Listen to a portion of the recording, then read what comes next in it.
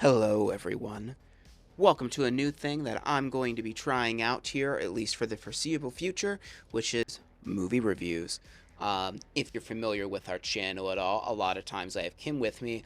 She will be in some of these, some of them will just be me. I do watch a lot more, so I'm just kind of sitting here at my place next to my little cute little altar thing. I thought it kind of went with like the spooky vibe. But today's video won't be a movie review specifically, but it'll be my top 10 list of 2022. I saw quite a few movies. Now, I didn't see all of them. One thing that I'm going to just say it up front, will be noticeably missing from the list for some people will be Terrifier 2. I just didn't really have too much interest in the movie. Originally, I kind of did, but the length of it and the things I heard, I'm not the biggest fan of just monotonously slasher killing movies. I might get around to watching it eventually, but it wasn't on like my radar that much like it was a lot of other people's. So yes, I'm going to be talking about my top 10 list. And again, I didn't see all of them, so I am very curious to know in the comments below what you think, besides Starfire 2. Well, you can let me know if you like that one or not, but what you think is missing from the list, and kind of like if you agree with my opinion or not. And then going forward, I do plan on doing reviews of newer movies that are out. I might also be reviewing things that are like hidden gems that have been out for a while. There's not really a use for me to go back and review things that people have seen a million times again, unless it's something I'm really passionate about, like some of my favorite movies I might do. But new releases and other lists maybe like of things you can find that are a little bit more hidden gemmy on like things like Netflix, Amazon Prime, and that kind of thing. That being said, I do have a couple honorable mentions, which I do want to go over first before I get into the list of top 10. So, one of them that I did, for the most part, enjoy this movie, but there's a lot of things that really disappointed me about it, and that is Jordan Peele's Nope. I really did like Get Out. I know a lot of people, for some reason, think that movie's overrated. I thought it was really good. Maybe a little overrated because people think it's like the second coming, but I think it was a really good movie, though. And this isn't going to have spoilers. I might talk a little bit about the movie. I'm going to talk a little bit about the movies, but I'm not going to like talk about anything major. But Nope really kind of disappointed me. I thought it was really tense for a while, but when it's kind of revealed what's actually going on, I just thought that it kind of fell flat. I like some of the meanings the movie had, but like overall, it's just a horror experience. It just kind of left me wanting a lot more. I mean, the movie's beautifully acted, beautifully shot. It has a lot of good things going for it. I know some people really liked it, but for me, it was set up as one thing, which I don't see enough of, but that's not what it was about. And for me, it just really disappointed me a lot. Not a terrible movie, but it just kind of disappointed me. I just kind of have them wrote down on paper here. Another one was VHS 99. Good for found footage. Didn't like it as much as, I think it was 84, or whatever the one that was last year that came out. That one is a lot better. 99, I still think you should watch it if you like VHS and like found footage. Still good found footage.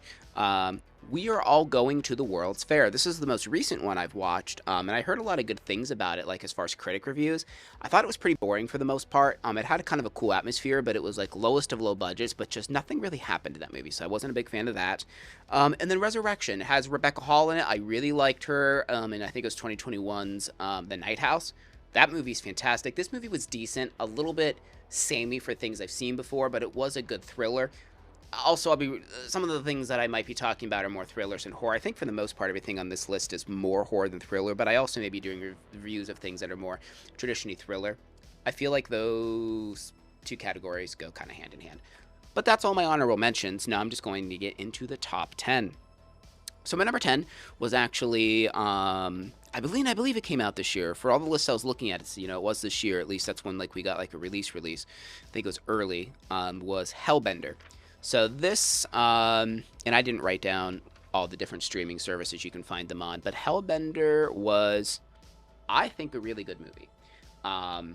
It was very low budget, and there's a lot of practical effects, and it took a while for me to kind of get into it, because just the way it's shot and stuff does feel low budget. But basically, if you haven't heard of the movie, it's a mother-daughter relationship, and the daughter kind of finds out that she might have powers of some sort that the mother's hid from her. And obviously, there's a lot of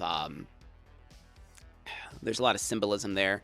of like raising a child and that kind of stuff. Of course, they use like the horror slash magical route, but kind of like how our children overtake us and that kind of thing, and how they learn from us and how we try and prevent them from becoming us, and they still become us in the end. All of those kind of themes are very strong in this one, and I really like the performances for the most part. Very limited cast, very low budget, but I actually really like some of the practical effects in this. If you're a fan of those type of like almost like think of like stop motion type of like practical effects, that's actually in there a little bit. Something you would see like in an 80s horror movie. That's in this. So if you kind of want to harken back to those days, I would give this one a try. It was very enjoyable, but again, it's my number 10. It's not my most favorite, but I liked it. Number 9. Now, this was another movie that was very polarizing, is Men, which is directed by Alex Garland. I didn't write the directors for all of these. I don't know the directors of all of them off the top of my head, but this one, he has also directed things like Ex Machina, Devs on Hulu, so he's done other things. I really like this movie. It is trippy and it is weird. How to describe what this movie's about if you're unaware, it's kind of hard, but I mean, the basis is that a woman she basically goes on a retreat by herself. She rents like this giant house just for hers, and like an Airbnb, I think it is, because her and her husband just had a really bad, or I think it was her fiance, one of the two, just had a really bad breakup, and you kind of get to see what happened to him through that, and it does kind of go on women, or people's perspective of men, and kind of like somewhat the kind of bias and cruelty there can be, but they do this really weird thing where there's only really one, well, there's more than one guy actor, but it's like one main guy actor in the movie, and his face is on all of the actors, but slightly altered. Like, at one point he's a kid, and if you watch What We Do in the Shadows, it gave me like hardcore like Colin Robinson vibes from the newest season. A lot of uncanny stuff, but then there's the last, I'd say, 10 minutes of the film that just go full on horror, ape shit crazy, and I mean, like, it was intense, because the movie isn't really gory or anything until these last 10 minutes, and it gets messed up. Like, it might even be the last 15 minutes or something, but the whole end of this movie is just a trip, and I recommend watching it for that and showing it to people just for the shock factor alone. This movie is a little bit more artsy, so it's not going to be up everyone's alley, but if you're wanting something unique, I would definitely give it a try. I know it's, streaming on a few different things. You can at least purchase all the things I want to talk about on Amazon Prime if it's not free on another streaming platform. Let's see. Number 8 was Smile. Now, this, of course, was a big theatrical release, unlike the last two that I talked about. This one surprised me. I thought for sure it was going to be bad. I think a lot of people did. The trailers, I mean, it's like, okay, this looks pretty generic, but actually, it turned out to be a pretty good and effective horror movie. The sound design, the acting, the editing, all of that was done really well. There's a really cool creature that you get to see in the movie, just a cool concept, and the movie is just really creepy. So, I mean, is it a popcorn flick? Absolutely, but it's a really well done popcorn flick. And you mean, that's what the general public really likes, so probably a Smile too, because I believe this did really well. They also had a really great marketing campaign where they would just have like people just smiling in like football games, like as creepy as they could. It was kind of an interesting way to advertise it. We saw this a bit with Megan, which is a 2023 film. Haven't seen it yet, but they did kind of the same thing where they had a lot of like the robots dancing. But no, this movie's really good. If you passed it up because you thought, oh, well, this is just a popcorn flick, this isn't really going to be very good, it actually is a very decent movie.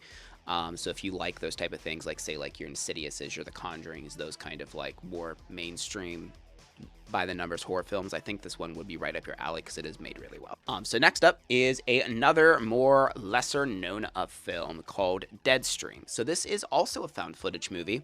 I don't remember the name of the director, but he's also the one that like stars in it. He also had probably the best, in my opinion, short of VHS 99.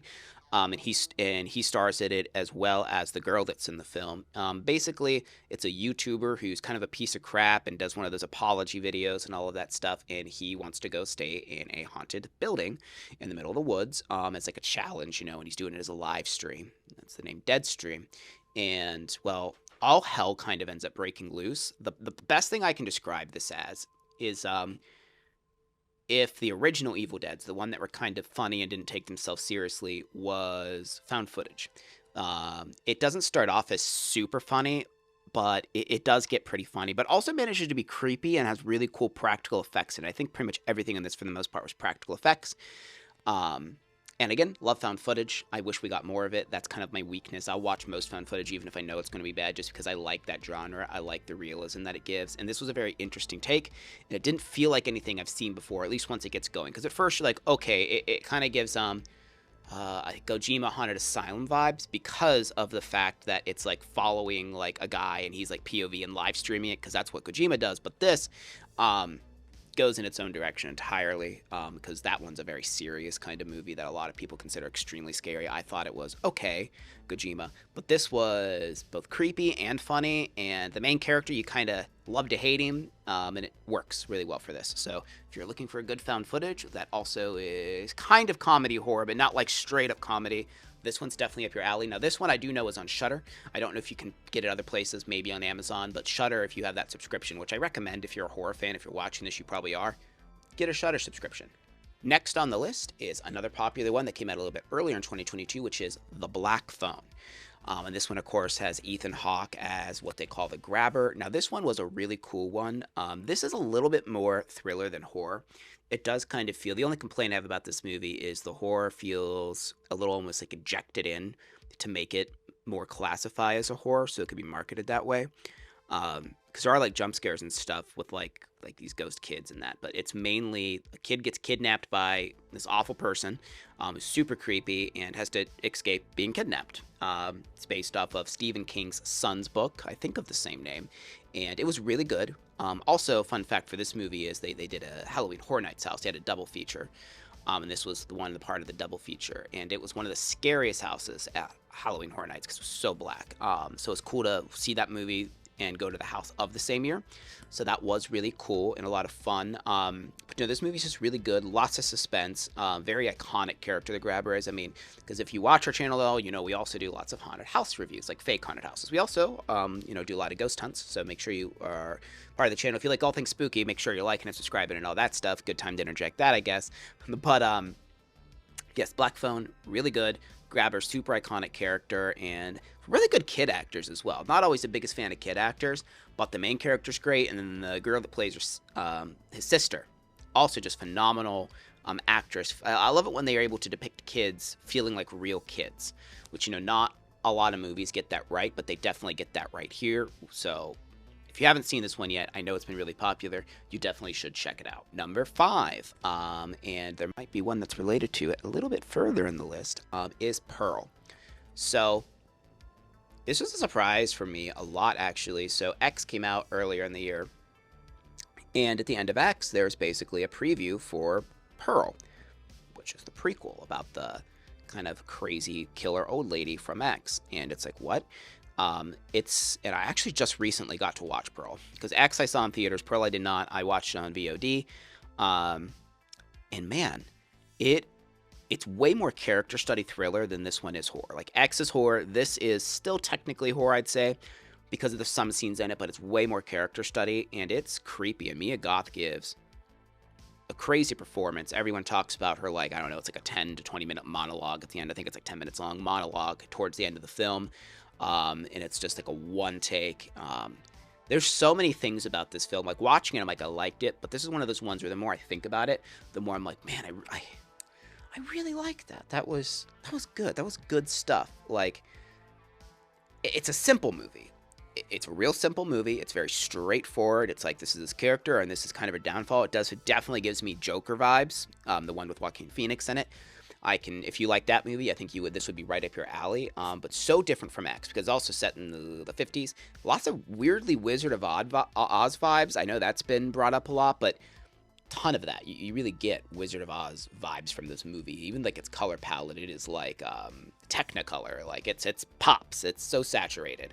It's so stylized, and the music and just everything in this movie is just really good. But it all goes around Mia Goth's crazy, creepy performance. And one movie I definitely want to watch when I can, I'm trying to find it in a theater near me, is Infinity Pool, which is David Cronenberg's son's new film. That is out now, and Mia Goth stars in that, and I guess she gives an insane performance. People are saying it's even better than the one in Pearl.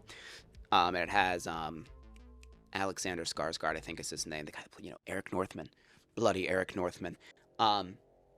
has him in it. So I'm really excited to see that because if she can give this performance in Pearl and people are saying it's just as manic and crazy in Infinity Pool, I'm curious to see it.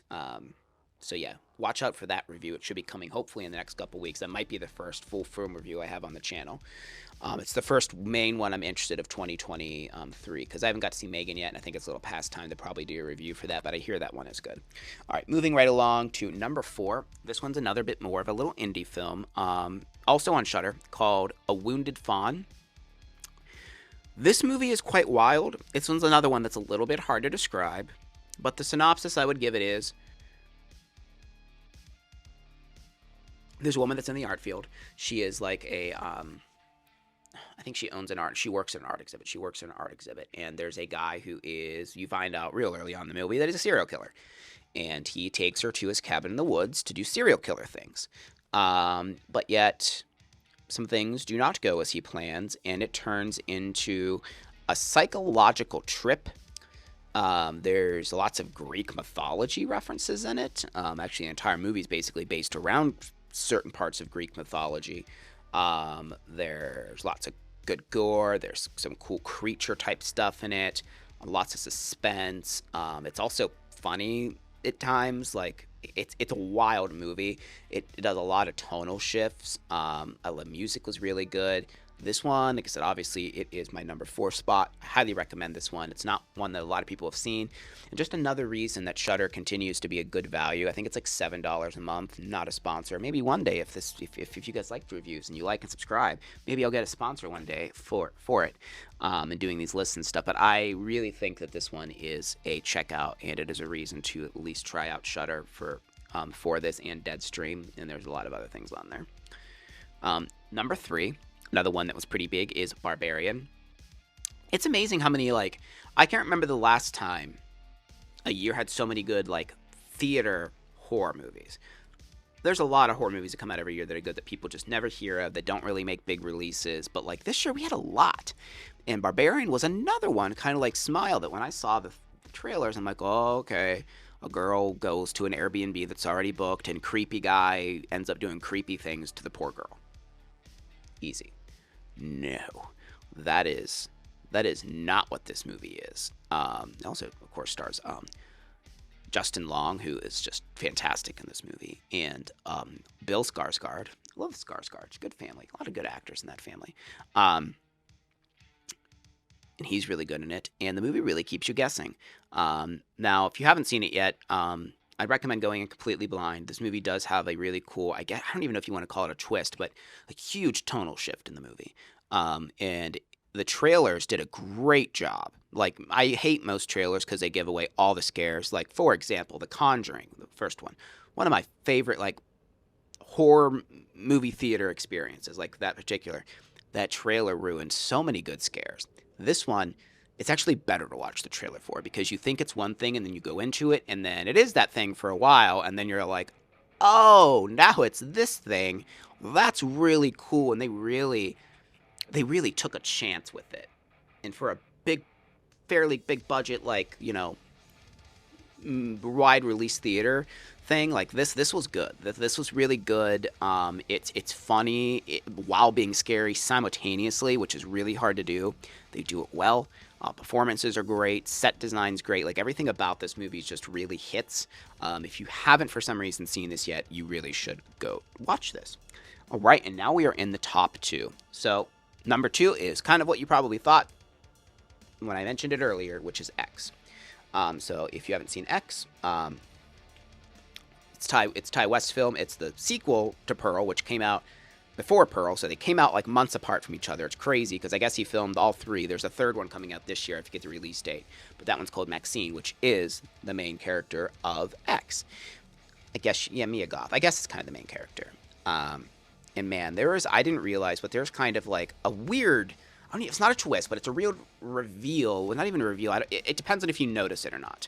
Although now that Pearl's out, if you know Pearl and you kind of understand what's going on in that movie, if you go into X, you'll kind of know what's going on here. If you don't, I guess just don't look at any of that. But great slasher movie. They're going there to make a porn. That's what they're there to do. That's why it's called X. But it's like, 70s, I think, is when this is. I don't remember the year that this one's supposed to be. I think it's 70s. Very Texas Chainsaw Massacre vibes, though. And they go to this old people's farm, and they rent out their like farmhouse, and they think they're just staying there, and they end up, they're doing it to make a barn. And yeah, that's what they're there to do. And then murder starts happening. And murder. That's a good combination for a horror movie. So it's weird. It's so very self-aware that it is kind of doing the tropes of like teens having sex and then being murdered. They're not really teens, but it's kind of that. This movie is very, very hard R. It's a very hard, like R-rated movie. There is like a lot of gore. There's a lot of like nudity and stuff like that. But like the way it just does it just felt very fresh. Like it's a slasher that still has a meaning, and like the more you think about it, it seems very base level. And that's what I love about this movie is so many of these like art films and most of other Ty West's films that he's made, which I love some of his films. I'd like to talk about them. I might make another video about Ty West films because I think he's a fantastic director for the most part. They're a little artsy, a little fartsy, and it's hard for people to get into them. But with X, I really feel like it did a great job of being just artsy enough, but being mainly just, and I'll use that term again, a popcorn horror movie theater viewing experience. Because at the end of the day, you are going there, you're getting the gore, you're getting, people being slashed up, you're getting that creepy factor, all of that. But then once you start to realize, especially how Mia Goth's character and the characters that she plays, and you start to understand, oh wow, this movie actually has a pretty crazy message to it. You don't really have to think about that to enjoy it, though, which is what I love. So people that don't like thinking about films, they just want to go have a good time at popcorn, they can watch it and be totally satisfied. The ending makes sense, all of that. For people that like a little bit more in the movies, who might like things are a little more ambiguous and stuff like that, there's this whole other side of the movie that can really be explored and delved deep into, and that's a very difficult thing. That actually leads me into my number one pick really well with that actually statement, because nothing holds more true. And this has been, I haven't seen a movie this good, this fun in a long time that is also that way, that is so appealing to so many people, but also has so many meanings and can really just make you think about it for a long time, and that is The Menu. Now, this movie is more thriller than horror, but there's definitely horror elements. This movie is just, I love this movie so much, and I can't wait to show more people it. Because me and Kim did go see this movie, and just wow. Ray Fiennes' performance is just so good, as the head chef. And sorry, if you don't know what The Menu's about, basically, some people go to a like foo-foo food experience island where it's like the most expensive, only elite of elite go to this island, and it's like I forget how many courses, like 10 courses or something like that. One of those experiences where you pay like a couple $1,000s a person, and you go and you be wined and dined with crazy things you've never tasted before. So they go there and like and this is another one that I think the preview show didn't show too much, because like I really kind of was like, okay, it's a horror movie, so something's going wrong. It's like, are they cannibals? Like, what's going on here? But what's really going on was a lot more simple and just ended up kind of making sense. And there's so many weird, cool, unique ideas. And this movie is so self-aware and so low-key funny. Like, and it doesn't hold back. Like, there's one point in the movie, the first time that something truly disturbing happens. And the movie has this fun thing that it does, kind of like a Food Network show, where when they have the dish, down in like, I think the bottom left or bottom right of the screen, it tells you what's in the dish and like what the course is called. Well, like this really awful thing happens, and then like a minute later, if that, there's like a title card, and it is so just unapologetically just like satirical, and just the way that it does this kind of thing, and the way the movie ends is also in my opinion just perfection. I think the ending of this movie satisfies both sides of the group, people that wanted it to go one way and people wanted it to go another way. Performances are just great across the board. Anna Taylor-Joy is great in it. Nicholas Hoult is just hating. I hate him so much. Ray Fiennes is amazing. Like, yeah, he is like the bad guy, but at the same time, like by the end of it, you're just kind of like, but is he right though? Like, is he right in his thought process? And when you watch the movie, you'll know that.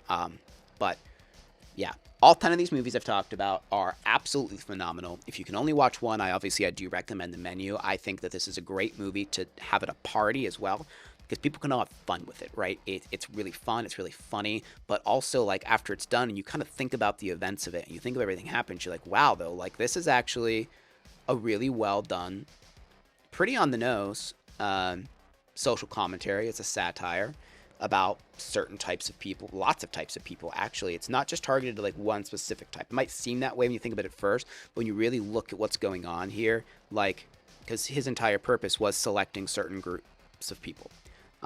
So yeah, but yeah, that is my list. Again, like and subscribe, pretty please. Let me know if you like to continue this content. I'll probably also be uploading this to the Creeps, Creatures, and Haunts podcast thing, and I'll probably continue to do that because we haven't really been making content specifically for that. So I think the podcast might slightly change into horror movie reviews. And again, this channel will be, well, not this, this series will be solely